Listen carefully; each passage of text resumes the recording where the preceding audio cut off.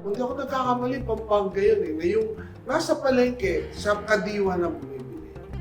Nandun na yung produkto, nandun na yung mga magsasaka, nandun na yung mga producer. Sa kanila na sila bumibili. Imbis na Pampanga, all the way pumupunta pa sila ng Divisoria, doon sila pumupunta, doon na sila bumibili. May nagtanong sa akin, paano naman yung mga traders, kawawa naman sila, may pamilya rin sila, may negosyo rin sila. Sinasabi ko lagi, moderate your greed. Kasi yung kadiwa, walang kita yan. Kailangan din kumita yan para pang gastos sa expenses. So yun lang yun.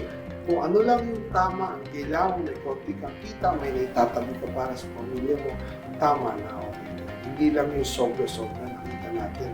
15 pesos binibili, binibenta ng 700 piso. Sobra naman. Hindi tama. Kung itong gusto natin mangyari dito, yung live and let live. Ganong concept na lahat tayo. Winner tayo lahat. Ganun mangyari.